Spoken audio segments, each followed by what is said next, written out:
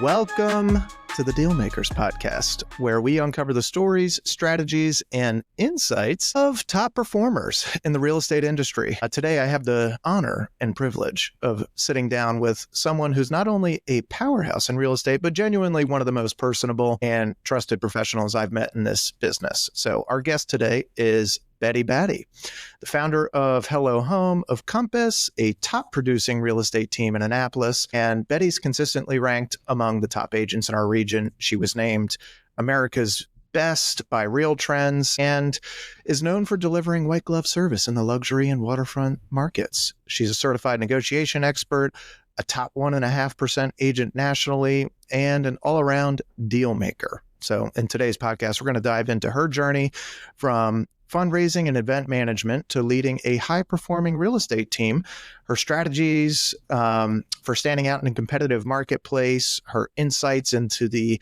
Maryland luxury and waterfront scene, and of course, some fun rapid-fire questions at the end. So, Betty, welcome. Thanks. So, Betty, your path into real estate is pretty fascinating, and I found over doing this career for a dozen plus years, everybody comes from somewhere, so they all have a different background before they get into real estate. You had a successful career in nonprofit fundraising and event management before making the jump into real estate. What made you take that leap? It was something I was always kind of intrigued by. My mom did it for a very short period of time when I was a kid and did not last long in it, like many maybe smart people do. And I was always intrigued by it, but I never knew if I was willing to take the jump into the real estate industry and not have that paycheck. Yes.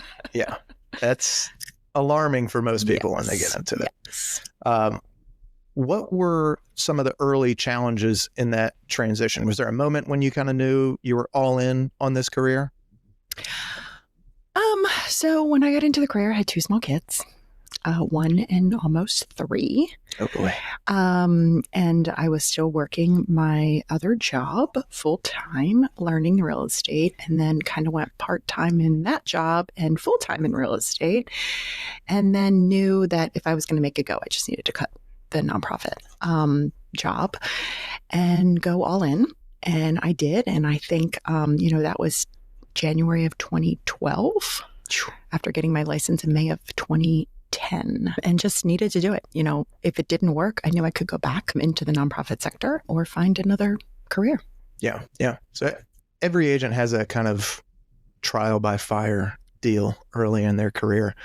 Can you walk us through your first transaction or any lessons that still stick with you from the early days? I think my first transactions, I was smart enough to bring a seasoned agent in on those transactions. I knew it was the right thing for the client. I also knew I would learn a lot. So my first buyer transaction, I brought a colleague in. She walked us both through everything, and they knew I was new. So that was helpful. They were a colleague of my husband's, and they were buying their first home. They had owned a condo, and they knew I was going to take care of them, but I didn't know everything. And I said, I'm going to bring a colleague in. So I did, and it was great. And then my first listing, same thing. Funny story is, my first listing, I actually brought my colleague. Maybe I might have been losing my voice. Maybe I wasn't losing my voice, but I didn't want those sellers I wanted to be fair to them, but I didn't want to be like, hey, I'm brand new and I want to sell your, $850,000 house in Potomac. So I brought a colleague and I let her lead it all. And it was great. And I learned a lot, and it was the right thing for the sellers, but they didn't need to know that it was my first listing. Right. I get that. Yeah. I totally get that. So everybody kind of has like when you're first starting out, you don't know what you don't know. You get nervous and you have some kind of perception of what a real estate agent is and what they should do. And so it's almost acting at first. What's the biggest hurdle that you faced when you were starting out?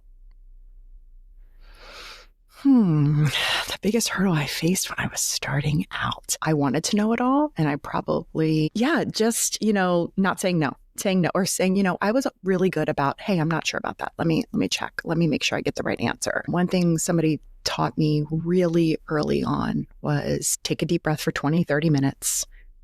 It'll either come to you or something will change, or reach out to someone. Don't be reactive. And I think a couple times I was reactive and I was like, oh my God, that changed. Maybe the client didn't even need to know that was an issue, because 20 minutes later it wasn't an issue because we solved it. Yeah. Yeah. So you fast forward to today. You've built Hello Home of Compass. What was the vision behind that? So the vision behind Hello Home was I wanted people around me that I was collaborating with daily. When Compass opened in Annapolis, it was very small. I was one of the founding agents, and I wanted to surround myself with like-minded individuals and build a small team that we would collaborate with each other. We would spend the days together. We'd be in the office together. We would take care of each other's clients if we needed to. I could, go to my kid's game and know that somebody might be available to help my clients. Also, I was new to the market. Yeah. I had relocated my family in 2018 and then came to Compass January of 2019 and then launched Hello Home essentially in January of 2020. Where were you before you came to the Annapolis market? I was in Montgomery County. Did you like it out there? I love Annapolis. It was great. I had my kids there. I raised my kids there for a while. It was wonderful. I mean, I spent 17 years there. It was absolutely great. I wanted water. Yeah. I wanted to be near water. I wanted to see water every day I walked my dogs. I wanted to enjoy time on the boat. Water makes me happy. And I wanted a little bit less traffic and a little bit of a less chaotic life. It's all what you can be chaotic wherever you are, but I knew being near the water would probably make me slow down just a tad. Yeah. And that's fair. Where did you start your career? Was it at Compass or was it somewhere else first? I started my career at Coldwell Banker in Bethesda. Okay, nice. So Compass is known for being kind of a tech-forward approach to real estate. What made you transition to Compass and how has that helped you scale or refine your business? So I watched Compass for a long time, probably 5 years, and watched them very closely, was very intrigued, but wanted to see how it went. I had a lot of friends transitioning to Compass. Compass was not in Annapolis when I moved here. And so I knew I wasn't an option for me. But then it was finally going to happen. And I was all in. My friends that were at Compass at the time just raved about it. Collaboration was huge. And that is a big part of who I am. So the tech side of Compass is fantastic. The platform, everything, it can't be beat. But the people. It's the culture. And I was all in from day one, and can't imagine being anywhere else. And as I tell my husband, this is my last stop. Like, I have gone all in. I've never used a brokerage's email. I've never used a brokerage's platform, CRM, anything. I decided day one I was going to do it and not looking back. Compass is my last stop. That's cool. So you've carved out a reputation as a top agent in the luxury and waterfront space. Do you have a secret sauce for winning deals in a market where high-end buyers and sellers have really high expectations? I am grateful that I realized early on, I don't want to sell 100 homes a year. I want to give my clients exactly what they deserve. I work with less clients so I can be available to them. I want to give them an exceptional experience. I want to be available for them. I want to be a resource for them before I even have that listing signed. I'm not going to say, I'm not giving you my contractors, unless you sign here on the dotted line. I want to be a resource. I want to be their real estate advisor for life. And I want them to feel that before we even go over the paperwork. So I think for me, it's just that I am not going to sell every home that comes to me, and that I want to make sure that I have the time for the clients that I'm taking on. And that's a good way to do it. I think there's a lot of, perception in real estate that you got to outwork everybody. You got to get every single listing. You got to get every single buyer. But if you do that, you run yourself ragged, and it helps to have a team. But if you're not the best version of yourself, then you can't possibly be the best resource for your clients. I learned that early. I didn't learn that early on, right? Like, I've sold 50 homes a year. That's not of interest to me. And that's a lot of people want to do that. And they have a lot of staff and they want to do that. That's not what I'm interested in. So I have a sophomore and a junior in high school, and they've got a few more years and then they're going to fly, right? I'm launching them. And I don't want to miss that time. I missed it when they were younger. I'll be the first to admit there's a lot of things I missed. And I was there, but I wasn't present. Yeah. I'm in the throes of that right now. So I feel that. Luxury and waterfront, especially around us here in the kind of Chesapeake region, it's a unique niche. What trends are you seeing in the space right now? People want lifestyle. So I would say that, people are willing to stretch for the house they want in the location they want. Location is really important to a lot of people. The home, they can make it what they want. If it's done, they're willing to pay a lot of money for it if it's done the way they want it done. But lifestyle, they want the water. They don't necessarily want to get to have a boat. But they want the great water view, and they want the great kitchen. They want to be able to entertain. We're still seeing a lot of buyers from outside of Annapolis. DC is still a huge feeder for us. I have a lot of clients moving here from around the country, a lot of clients still buying second homes, because that's really, they see us as not a huge resort town, but, they can come here and they can get everything they can get in a resort town at a little bit of a lower cost sometimes. You mentioned lifestyle as a major driver in the Lux space. How do you tailor your approach when you're working with these high net worth buyers? Do you sit down with each one of them individually and have those consultations and figure out what they want first before? Or do you kind of go trial by fire and take them to see everything and then kind of whittle it down? What's your approach? I think it really depends if they're local or they're not local. If they're not local, then I think we need to see a lot of different areas and a lot of different things to really figure out what they want. If they're local, they kind of more or less know what they want or where they want to be. I ask a lot of questions about, what are your lifestyle? What do you like to do when you're not working? How do you envision using this space? Who's going to come visit you? Where do you want to go? What activities do you enjoy? Do you want to be near trails? How important is it that you have deep water and a dock? I think really spending the time to get to know them early on before we even go out and start searching. But then as soon as we go out and start searching, really, really make sure that I, carve out enough time for them, especially those first couple times we're out, to get to know them and spend the time of just listening to what they really, really want. Yeah. Yeah. And asking the questions. Asking the questions. It's not like, this is what you want to buy and this is your budget. Really, where is your family visiting from? How far away are your kids? Okay, if you're in Severna Park, you're going to be 30 minutes from them in the city. But if you're in Edgewater, you might be closer to an hour. Right. And if you're going to want to see your first grandbaby who's living in Locust Point, but you want to be on the water, then Severna Park's probably your water. Yeah. And then really ask, because they don't know that. They have no idea how long it might take them to get there. We just want to be on the water. Okay, well, but where are you going to spend your time? Do you want to, what is your goal for being on the water? Are you going to be home all the time? Then maybe it doesn't matter. But if you're going to be commuting, you're going to be visiting family, do you need to be closer to the airports? How often are you traveling to the airports? Is it this side of the Bay Bridge or is it the other side of the Bay Bridge? And it was shut down the other day for 2 hours for wind. Oh, I know. And then you have sometimes I run into this a lot, and I don't know if you do as well, but you have conflicting, not necessarily motives, but wants and needs from, a husband and wife or the people that are buying the house. How do you combat that, or how do you tackle that? I think the more properties we see, they tend to realize then what they kind of want. And sometimes I'm sleep on it. Yeah. Really think about this. Unless we really need to write that offer today and it's due and there's multiples, sleep on it.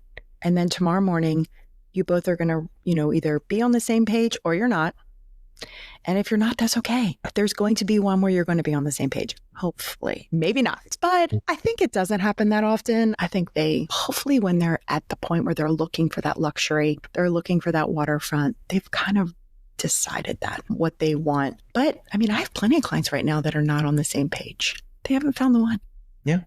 They haven't found it. You mentioned buyers relocating from across the country. What do you think draws them to Maryland and specifically our area? And, how's your approach handling long distance transactions? Because that can be a little challenging. I think a lot of people come back for the Naval Academy. A lot of grads. And so for long distance, I do a lot of FaceTime tours. I really try to ask them, if you know when you're coming to town, let me know as soon as possible so I can block out my calendar for you. And we do a lot of FaceTimes. If it's something I really think they need to see, I beg them to come into town. Or I say, is there somebody else here that can see it in person as well? Whether it's a friend, a kid, an adult child, somebody to really see it. And I do a lot of, it's those, not just the simple tours. It's, really taking somebody with me so they can see maybe the basement's not that tall. Right. Taking somebody with me so they can really understand what that height looks like. And the outdoor space, doing a lot of tours of outside as well, especially if it's downtown Annapolis. But I think just, Zooms, FaceTime, not just emails and phone calls, really getting face-to-face virtually with them helps a lot. Well, you've done a really good job of creating a good referral pipeline with both your past clients and agents across the country. And I think a lot of agents struggle with getting referrals. And, I'd love to hear what your approach is to kind of maintaining strong client relationships and maintaining that agent network across the country. I love on my clients and I love on the agents that refer me. I naturally just keep in touch with people. If I think about them, I reach out. Agents, I network and collaborate with agents around the country a lot. I go to events, whether it's the Compass Retreat or different smaller events. I used to do 6 a.m.ers, which is a 6 a.m. Call that used to happen a couple of days a week. I'm no longer doing that. I've moved into some other groups. Just being available, being on screen, getting to know them at retreats, going to events, meeting people around the country, following up, sharing. If I've created something great or if I've had a great event, telling them about it and say, guys, go replicate this event. It was awesome. Here's my playbook. Go do it. That's really cool. And I just think collaboration within Compass is huge. And I've taken advantage of that because I enjoy collaborating with like-minded people. That's really cool because we're not necessarily in a business that is keen on sharing success stories. No. Everybody's very competitive. And, even though there's how many licensees are there across the country? A million, 1.5 million or something like that. The 10% of the agents are doing 90% of the business. And you have carved out a damn good niche. And, it's nice to hear the collaboration because it's just rare. It's rare. And I don't understand why. I think it's a scarcity mindset. It's a scarcity mindset and it's so competitive. I just feel like if I have an idea or I want to share something, I don't want somebody else to spend the time to recreate something and I just enjoy working off referral. Yeah. I mean, if a colleague in DC or a colleague in Northern Virginia or California, Texas, here's something I'd rather help their friend that's moving here than a random stranger that calls me. I don't do the cold lead, that stuff. I don't go after them. I never have. I just work on referral. I find that it makes me happy. Well, it makes me happy. Plus you have that built-in kind of trust and relationship already because you're getting recommended by somebody else that they know and love and trust. So it's just like clients, right? I mean, they're recommending you. You're a client for life. Once you're my client, I'm going to help you. I mean, I had, somebody call me the other day, just about, hey, we bought this home a year and a half ago with the builder and he's saying this and let me jump in and help you. Somebody that is tearing down a house we just built and rebuilding. And they're like, the lights don't seem right. I mean, call me. I'm happy to help you, whether it's a text, I can put you in contact with the right person, but anything home real estate related, I'm your girl. That's awesome. I'm your girl. That's awesome. So for agents listening that want to step up their game, what's a one habit, tool, or system that's been a game changer for you? Be organized. Be organized and make sure you put things on write it down. Put it on your to-do list. You're going to forget it. And stay in touch with people. I think that so many agents sell a home and then they forget about the people and the clients and keep in touch with them. They want to hear from you. You want to hear from them. Maybe some people, over time you just lose touch with, but most of the people really enjoy hearing from you or seeing you. Meet them for a cup of coffee. It will come back. That's cool. Great. And I enjoy it. I don't do it for business. I enjoy it because I want to see how's the house, what renovations have you done? How are your kids? Oh my God, you've had 3 kids in the last 5 years. Dear God, let me bring you ice cream. Dear God. So I think organization as a realtor is huge, whether it's your CRM, your finances, that's huge. Client paperwork, keeping your clients organized. I think that is one of the biggest things. Yeah. Well, let's get into story time. Okay. All right. Let's talk about a deal that's really tested your skills. Maybe it was something that was super complex, almost fell apart, or, a record breaker. Do you have any stories that pop up, or one in particular that pops up as something challenging? Yes. I would say the time I was selling a waterfront property in Smyrna Park. And it was a great property. It was on the market for a while. It was during COVID. It's a big house that had not been touched in years. Needed a lot of renovation. Was very custom to the homeowner. Finally got some offers and met with my client, met with my seller. We had everything signed but the settlement date. We had countered the settlement date to the buyer. Everything was signed. The only thing that needed to be initialed was the settlement date. Hand delivered it to the buyer to sign. They were unrepresented. And they needed to initial the settlement date and let me know when it was ready. And I'd come back and pick it up. It was in the middle of COVID. Nobody had they didn't have a scanner. It was they lived in the same neighborhood, so it was easy. Dropped it off to their house. I went home, called the other agent to let him know that we were going with buyer A. We'll let you know if anything changes. 2.5 hours later, my phone rings. It's the seller. He had just spent 2 hours with buyer number 2. Oh, boy. In the backyard around the pool. Buyer number 2 did not like that they didn't get the house. Right. So buyer number 2 shows up at the property to meet with my seller. Buyer number 2 had a realtor. Realtor did not know. Buyer number 2 and my seller negotiated an entire contract. My seller calls me and asks me to go pick up the contract, the offer from buyer number 1, and that we were not moving forward with them. Oh, boy. Okay. So I went to buyer number 1 and I explained that I needed to retrieve the offer that I had dropped off, that they had not signed, had not delivered. Buyer number 1 was not very happy. Naturally. And then we went under contract with buyer number 2. I called the realtor and I said, can you please explain to me how this happened? And long story short, buyer number 2 didn't like what they got as an answer. So they went directly to the seller, paid significantly more than buyer number 1, and got the house. Wow. It was very challenging because for me, the right thing to do was buyer number 1. Right. It was their house to have. They needed to initial the settlement date. And I don't like to go back. I don't go back on my word. And it was really, really tough for me. And my seller was like, nope, does not matter. This is buyer number. We are not selling to buyer number 1. Buyer number 2 is our buyer. I have negotiated everything. The agent is sending it over. Bring it to me and we'll sign it. Wow. And buyer number 2 bought the house. Damn. It was challenging the entire time. Buyer number 1 still lives in the neighborhood. Oh, boy. Okay. Has not moved and is probably still not happy with me.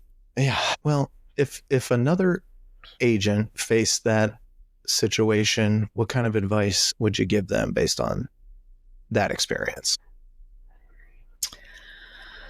I don't know that there's anything I could have done. You know what? No, I would have gone to buyer number 1's house and not waited for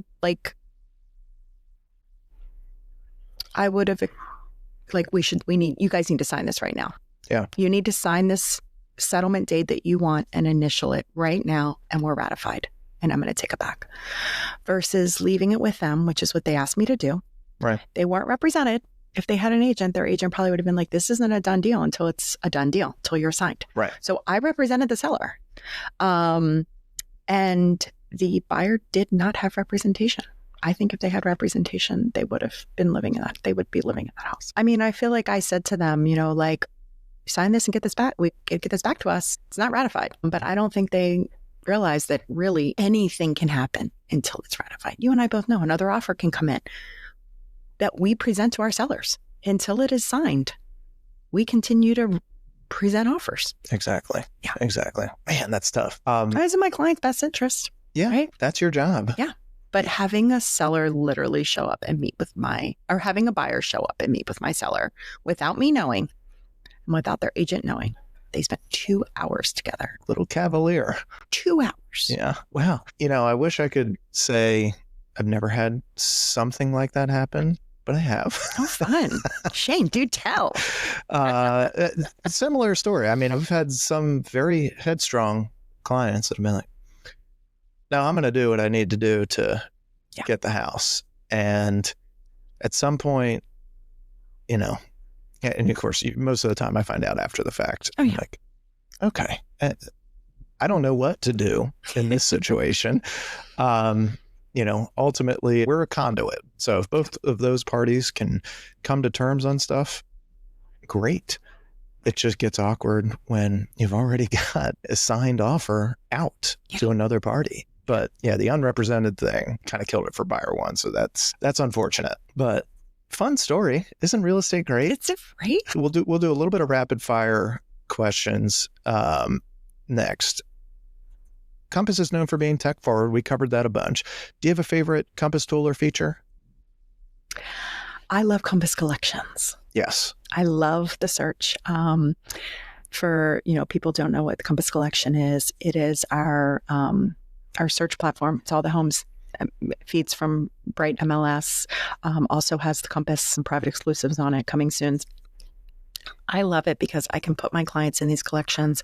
We can each comment on it. They can request a tour. I can plan tours that way. It is visually pleasing. Yes. And it allows me to, see current photos, see old photos from old listings, street views, maps. It's all there. And it's such a great tool for my clients to be able to communicate with me quickly and easily. And it's truly visually pleasing, which is totally my favorite. There you go. What's the most unusual or extravagant request that you've ever received from a client? My client's house was on fire and they called me before they called the fire company. Oh, God. Yeah, okay. Before 911, they called me.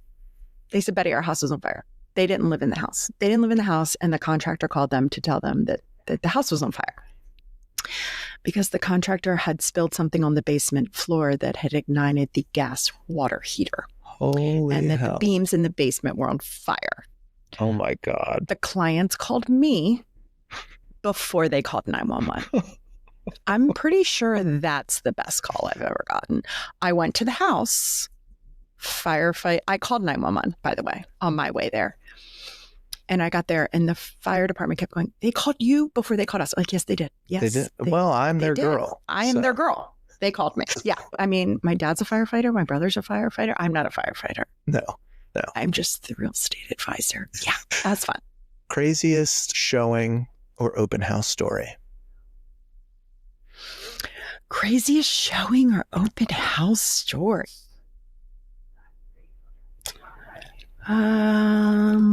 My goodness gracious. Open house, definitely have had people come through my open house that were either, whether it was a vacant home. Oh, no, I got a good one. Go on. Okay. This is a good one. So there was probably a year or two in Silver Spring where this woman would come around to the open houses. And if they were vacant, she would walk out. And if they weren't, she would linger. And we concluded it's because she was looking for prescriptions. Yeah. Yeah. So I had an open house once, and this was before I knew what her motive was. But I'd recognized her. And she came down the stairs from being upstairs with lipstick all over her face. And I was like, that's odd. But I remembered it. I was like, oh. And she had signed it as Margot. And I was like, Margot, everything okay? Oh, it's fine. It's fine. And my client called me that night and she was like, Betty, I think somebody's been through my makeup. And I was like, yep, you're right. Mm-hmm. Pretty sure that's accurate. Throw it all away, Liz, and go buy all new makeup and let me know what it costs you. I am absolutely reimbursing you for that. I am pretty sure Margot was going through your makeup.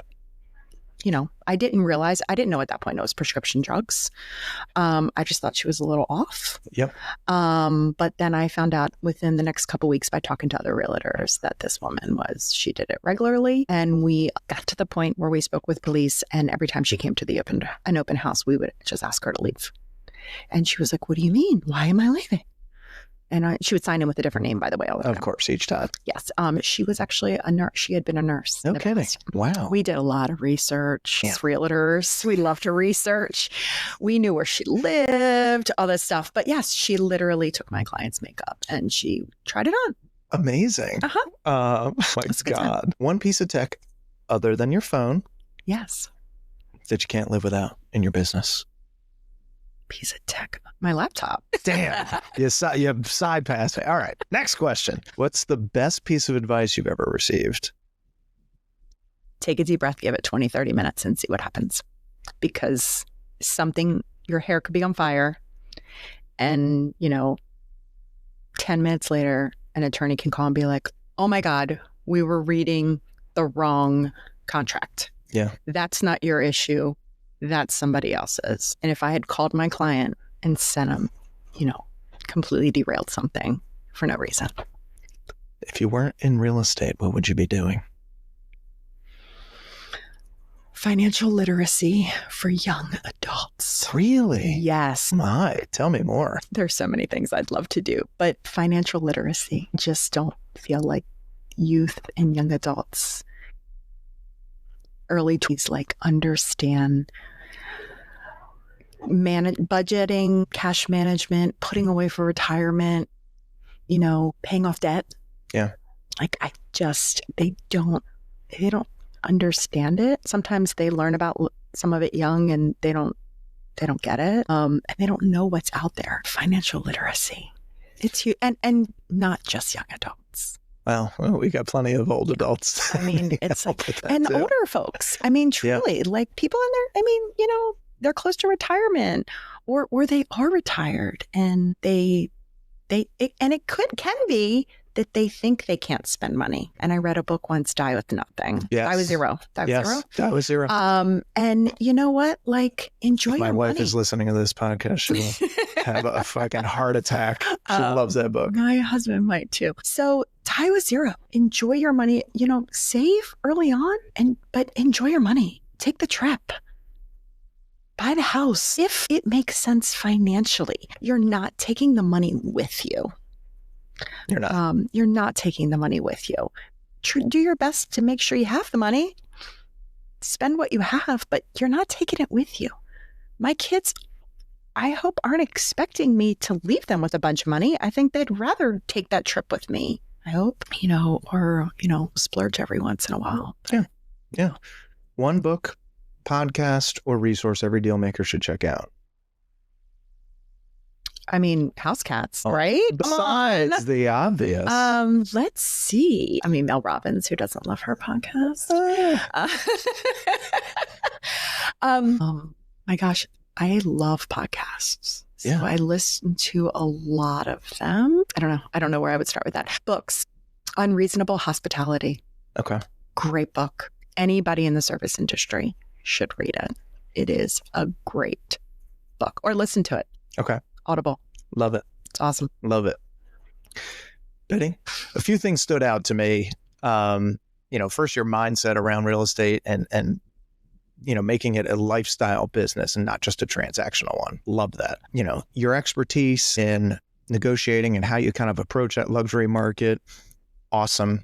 I think there's a lot of takeaways there. And you've built a strong referral-based business, which I think is the ultimate sign of trust in an industry that needs it more than ever. So for listeners that want to connect with you, where's the best place to reach you? HelloHome.com at Compass.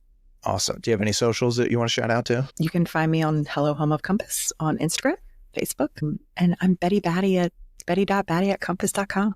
Betty Batty. Let's go, baby. You can Google me. Let's go. All right. So, if you love this episode, don't forget to subscribe, share it with someone who could use these insights. And if you're looking for a top tier agent in Maryland that's not me, Betty Batty and her team, they're a phenomenal option. So give them a call. Thanks, Shane. It was great today. You're welcome. Thank you.